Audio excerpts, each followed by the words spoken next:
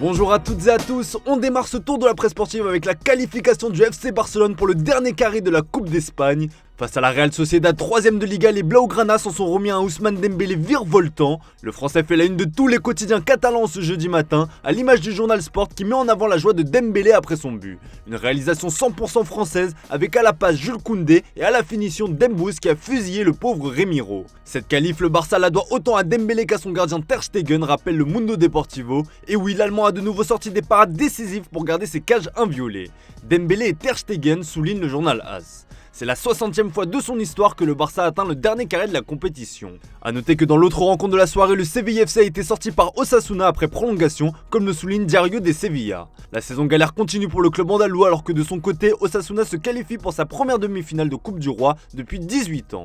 Les hommes de Xavi vont évidemment avoir un œil attentif aux autres quarts de finale qui se dérouleront ce soir et au programme un derby madrilène qui s'annonce chaud bouillant. Le journal AS nous octroie cette superbe une ce matin qui met en duel le combat de coq entre les deux Français Karim Benzema et Antoine Griezmann. A l'instar du PSG, les merengues vont avoir un mois de février de tous les dangers avec en ligne de mire le 8ème de finale de Ligue des Champions face à Liverpool. Et ça commence donc par ce derby face à l'éternel rival, un match où il n'y aura pas de marche arrière comme le rappelle le journal Marca. Pour le Mundo Deportivo, c'est un derby de la vie ou de la mort. Ça annonce la couleur. Et de son côté, Antoine Griezmann a déjà lancé les hostilités en se moquant du Real Madrid. Le Français a répondu à un tweet en ironisant sur le nombre de supporters colchoneros qui seront présents pour l'occasion. Le Real Madrid a augmenté le nombre de billets pour les supporters de l'Atlético de 334 à 600, ce à quoi le Français a répondu « Waouh, quelle folie !» A noter que l'autre quart de finale opposera Valence à l'Athletic. En avant la coupe, la carte super déportée dans son édition du jour.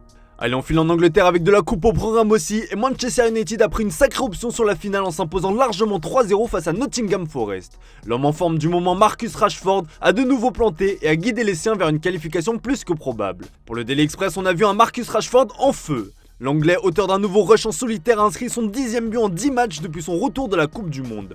Parfait 10 résume d'ailleurs le Daily Mail. De son côté, le Mirror est comblé par les performances récentes des Red Devils qui commencent enfin à entrevoir la patte Eric Ten Hag. A noter comme le rapporte le Manchester Evening News, le premier but de Wout Weghorst sous le maillot mancunien.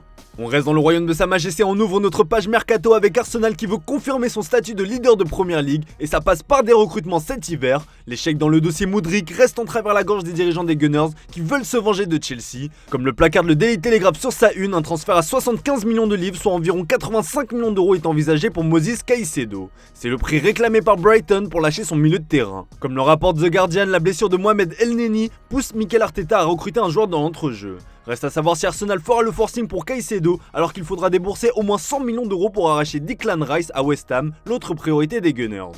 Allez, on file dans l'hexagone avec le feuilleton Mofi Dieng qui tient en haleine l'Olympique de Marseille. Et quelle histoire, s'exclame d'ailleurs la Provence. Aux dernières nouvelles, Terem Mofi qui privilégie la piste OGC Nice bloque l'arrivée de Bamba Dieng à Lorient.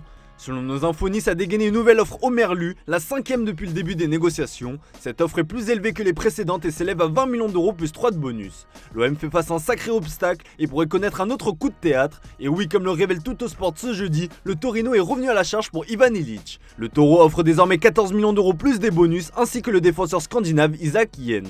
L'équipe turinoise compte aussi sur son contingent de joueurs serbo-croates pour convaincre le Serbe de 21 ans de rallier le Piémont. Ah, décidément quand rien ne va. Allez, on termine ce tour de la presse sportive avec le feuilleton de ce mercato hivernal côté Paris Saint-Germain, c'est le dossier Milan Skriniar. Si la priorité du club parisien est de recruter un attaquant d'ici la clôture du marché des transferts, la direction parisienne aurait revu son budget mercato à la hausse afin de permettre le recrutement du défenseur slovaque. Et comme le placard de la Gazzetta dello Sport dans son édition du jour, une offre du PSG pour Skriniar est à venir. Le journal au papier rose évoque un montant de 10 millions d'euros alors que de son côté, Tutto Mercato Web parle d'une offre de 15 millions d'euros. Quoi qu'il en soit, cette offre est inférieure aux 20 millions d'euros demandés par l'Inter. Mais le PSG se sait en position de force, c'est donc à prendre ou à laisser. L'autre dossier prioritaire du PSG, c'est Ryan Cherki, comme on vous l'expliquait dans le JT d'hier, et Paris insiste, comme l'explique l'équipe dans son édition du jour. Le club parisien a déjà fait 2 approches, 2 propositions repoussées, mais les échanges continuent. Pour le recruter, il faudra débourser plus de 20 millions d'euros hors bonus. De son côté, le Progrès s'interroge et se demande si Cherki partira ou non. Enfin, pour être complet sur l'actu du PSG, Christophe Galtier s'est entretenu avec Presnel Kimpembe après le flou sur le Capitana. Dans ses pages intérieures, le Parisien fait le point sur ce déclassement troublant. Le quotidien régional nous apprend que Presco avait eu des discussions informelles avec certains membres du staff au sujet du brassard, mais personne ne lui avait signifié clairement la promotion de Mbappé. Au PSG, on parle d'un Capitana tournant quand Marquinhos manque à l'appel. Il y a donc 4 vice-capitaines, Mbappé, Verratti, Ramos et donc Kimpembe. En interne, on considère ce sujet comme clos. Voilà les amis, c'est tout pour ce matin, merci pour votre fidélité, bonne journée à vous, on se retrouve tout à l'heure pour le traditionnel JT Foot Mercato.